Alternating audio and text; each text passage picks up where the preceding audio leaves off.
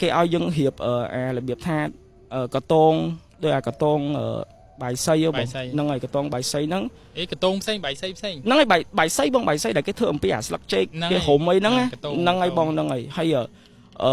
គេដាក់ម្ហូបណាដែលខ្ញុំចូលចិត្តដាក់ម្ហូបណាដែលខ្ញុំចូលចិត្តដាក់លុយដាក់ផ្លែឈើដាក់អីចឹងទៅហើយយកទៅផ្លូវណាដែលខ្ញុំជិះផ្លូវណាដែលខ្ញុំអាសាជិះហើយផ្លូវហ្នឹងបែកជា4ផ្លូវហ្នឹងបែកជា4ហើយយកកតងហ្នឹងទៅដាក់និយាយទៅដាក់តាមទិសតាមតនិចនីលកាតាមទិសតាមតនិចនីលកាអញ្ចឹងណាបងបើថាយើងជិះទៅខាងយើងជិះទៅដំបងចេះបានថាដាក់ពីខាងហ្នឹងទៅមុនហើយដេញមកចេះវិញហើយ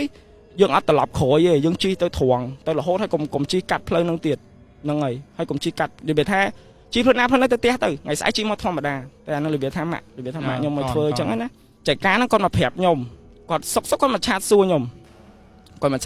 ហ៎បងគាត់មកសួរខ្ញុំថាចេះមានឃើញក្បាលឆ្នាំងសាក់គាត់អត់ហ្នឹងហើយមានឃើញក្បាលឆ្នាំងសាក់គាត់អត់ខ្ញុំប្រាប់ថាក្បាលឆ្នាំងសាក់អីគេរបៀបថាឆ្នាំងសាក់ Type C iPhone ហ្នឹងណាបងខ្ញុំប្រាប់ថាជាមួយខ្ញុំរើមើលសិនហើយអាកាបូបដែលខ្ញុំយកមកពីប៉ោយប៉ែតហ្នឹងកាបូបមួយគាត់ហ្នឹងបងខ្ញុំពេលហ្នឹងកៅអៅវាច្រើនពេកខ្ញុំទុកក្នុងកាបូបហ្នឹងហើយខ្ញុំអត់ដែររើទៀតទេរបៀបថាខ្ញុំទុកចោលបងអញ្ចឹងណាខ្ញុំទៅរើទៅមានដុំសាក់មួយខ្ញុំថតអាដុំសាក់ហ្នឹងឲ្យគាត់មើលទៅពេលហើយចែកការប្រាប់ថាអាហ្នឹងមិនមែនរបស់គាត់ទេគាត់ថាមិនមែនរបស់គាត់ទេហើយខ្ញុំឆ្ងល់ថាកាបូបហ្នឹងកាបូបមកពីប៉ោយប៉ែតទេហើយមិនបានមានអាដុំឆ្នាំងសាក់ហ្នឹងខ្ញុំទៅសួរ VB អ្នក MC ដែលទៅមួយខ្ញុំដែរហ្នឹងហ៎បងហើយគាត់ប្រាប់ថាbrother ខ្ញុំអត់ដឹងផងអាដុំសាក់ហ្នឹងខ្ញុំឃើញក្នុងថតតុកហើយខ្ញុំយកមកដាក់កាបូប brother អញទៅហ្នឹងហើយបងអញ្ចឹងបានន័យថារបៀបថាអានេះបើតាមជំនឿខ្ញុំណាបងសុកគេមិនមែនមកមួយយើងបានទេដោយសារយើងយករបស់គេមកអារបស់ហ្នឹងខ្ញុំអត់ដឹងថាសល់ពីណាពីណីទេប៉ុន្តែយកមកពីអាបន្ទប់109ហ្នឹងមកហ្នឹងហើយបងហើយបន្ទាប់ពីខ្ញុំចាប់ផ្ដើមធ្វើអាពិធីរំដោះគ្រោះតាមម៉ាក់ខ្ញុំហើយទៅវត្តទៅអីរបៀបថាផ្សាយបនផ្សាយអីគាត់ហើយចាប់ផ្ដើមផ្លាស់ប្រែវិញមកជីវិតខ្ញុំចាប់ផ្ដើមផ្លាស់ប្រែមកល្អវិញអញ្ចឹងណាបងទទួលបានឱកាសការងារថ្មីរឿងក៏វាកើតឡើងមកប្រសើរមកវិញមកហ្មងអញ្ចឹងអាហ្នឹងក៏ចាប់ផ្ដើមគ្រោះកត់ឆ្នាំជាមួយណាគ្រោះឆ្នាំវិលជុំហ្នឹងវាមានមែនបើយើងជឿឬមិនជឿអាហ្នឹងយើងគួរតែរបៀបថាធ្វើពិធីបកាឬក៏យើងធ្វើទៅព្រោះថាអានេះយើងអត់មានអស់អីទេបងយើងវាអស់អីដែរអស់អីតិចតួចប៉ុន្តែយើងបកាទៅកុំឲ្យមានហេតុភេទគ្រោះចង្រៃធំកើតឡើងអញ្ចឹងទៅម្នាក់ស្រីហ្នឹងគឺផឹកឡើងគឺគេរកឃើញសាកសពរបស់គាត់នៅចិត្តនៅសាលាហ្នឹងបាទគាត់ត្រូវបានគេរំលោភកាត់ក្បាលហើយកាត់ម្រាមដៃច្អល់ហើយនឹងវះពោះយកកូនក្នុងផ្ទៃហ្នឹងពួកកូនហ្នឹងធម្មតា3ខែអត់ធំទេបងអត់ធំយើងមើលអត់ដឹងទេហ្នឹងហើយអញ្ចឹងគឺសាកសពគាត់គឺចេញមកអាណយអត់ធំមែនតើ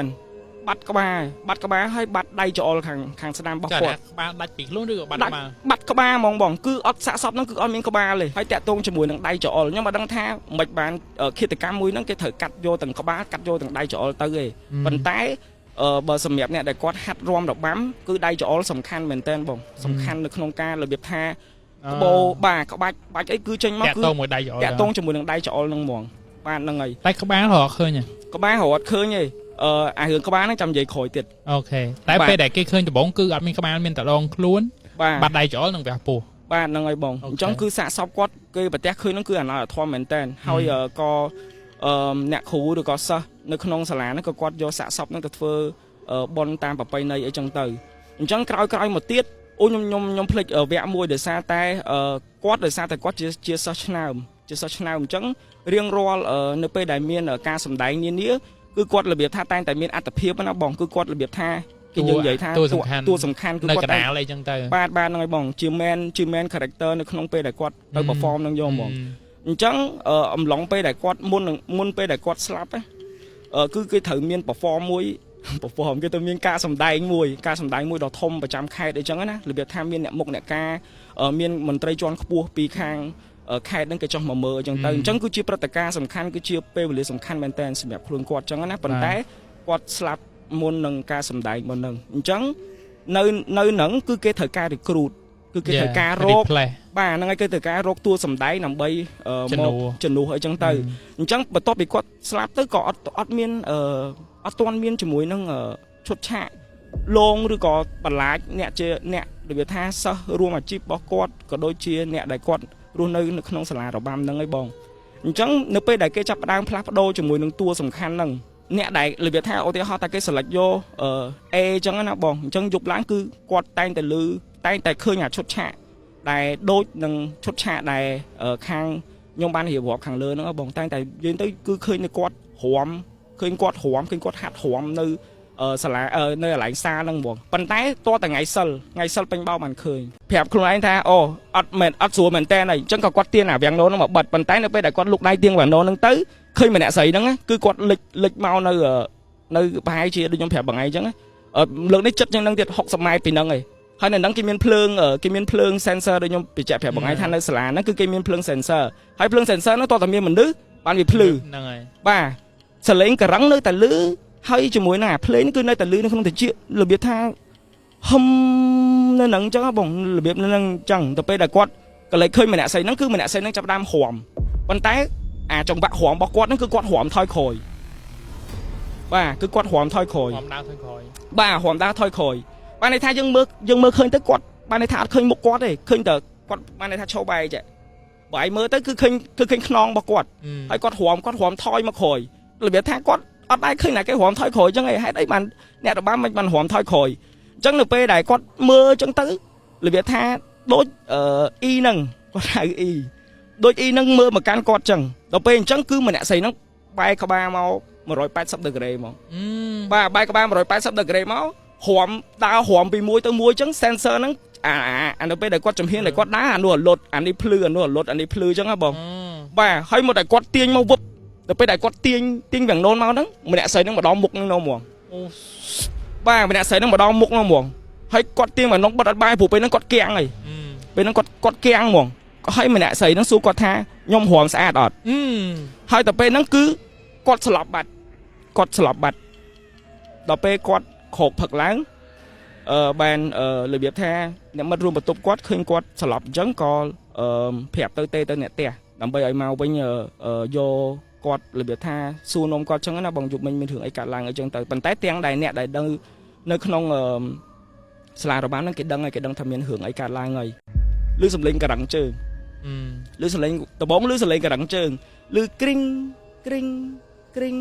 ហើយសលេងហ្នឹងគឺរបៀបថាពីចងាយ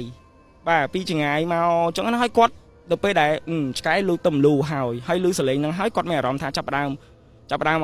អត់សូវស្រួលហើយខំប្រឹងសងំគេងទៀតអញ្ចឹងសលេងគ្រឹងហ្នឹងនៅតែបន្តរបៀបថាអន្ថានៅក្នុងតិចគាត់ហ្នឹងទៀតបន្ទាប់មកទៀតចាប់ដើមលឺសលេងហ្មងលឺសលេងភ្លេងបុរាណហ្មងលឺសលេងពិនពៀតភ្លេងពិនពៀតបងប៉ុន្តែភ្លេងហ្នឹងគឺលឺរបៀបថាហឹងហ៎បងលឺហឹងតែក្នុងតិចយើងដូចយើងស្ដាប់កាសដូចបាយលើខ្ញុំស្ដាប់កាសចឹងបានន័យថាលឺរបៀបថាចិត្តហ្នឹងឯងរបៀបថាបើនិយាយពីប្រវែងប្រហែល250ម៉ែត្រឯងគាត់និយាយចឹងគាត់ថា250ចាហ៊ានគាត់ថាប្រហែលទៅ250ចាហ៊ានពីហ្នឹងឯងរបៀបថាលឺអត់លឺខ្លាំងឯងអត់លឺដូចយើងចាក់ speaker ដូចយើងចាក់អីឯងបាទហ្នឹងឯងមកខ្សែចឹងទៅហ្នឹងឯងគាត់ក៏ចាប់ផ្ដើមឆ្ងល់ហើយគាត់ថាសលេងហ្នឹងលឺមកពីណាបាទសលេងហ្នឹងលឺមកពីណាអញ្ចឹងបន្តមកទៀតមកគាត់ក៏ងើបហើយបើកទៅអាទ្វារកញ្ចក់ដូចខ្ញុំបញ្ជាក់បងអញ្ចឹងបន្ទប់របស់គាត់ហ្នឹងគឺកញ្ចក់ស្លាយហើយគេមានវាំងណូនបានហ្នឹងហើយយើងអាចមើលឃើញពីក្រៅបានហើយកញ្ចក់ហ្នឹងកញ្ចក់រៃបានអញ្ចឹងបានន័យថាអ្នកក្រៅមើលមកអត់ឃើញទេប៉ុន្តែយើងមើលពីខាងក្នុងទៅឃើញហ្នឹងហើយបាទហ្នឹងហើយបងអញ្ចឹងគាត់ក៏ទាញវាំងណូនហ្នឹងមកគាត់ក៏ស្រឡឹងឃើញបាទស្រឡឹងឃើញនាដការីមួយបានន័យថានារីមួយកំពុងតែរំយ៉ាងល្បុតល្វន់នៅសាររំដែលគាត់ហាត់រំជារៀងរាល់ថ្ងៃហ្នឹងប៉ុន្តែជាដំបូងហ្នឹងគាត់ចាប់ភ្លឹកនឹងរបៀបថាក្បាច់រំដល់ល្អឯកហ្មងរបៀបថារាប់ចេញមកគឺស្អាតហ្មងគាត់មិនដែលឃើញក្បាច់រំណាដែលស្អាតចឹងឯងសូម្បីតែអ្នកគ្រូរបស់គាត់សូម្បីតែគ្រូធំគាត់ហៅថាអ្នកគ្រូធំក៏រំអត់បានដូចអ្នកដែលរំហ្នឹងដែរឆ្លក់វង្វេងជាមួយនឹងចង្វាក់រំដល់ល្បុតល្វន់ហ្នឹងទៅគាត់ក៏ភ្លេចគិតថា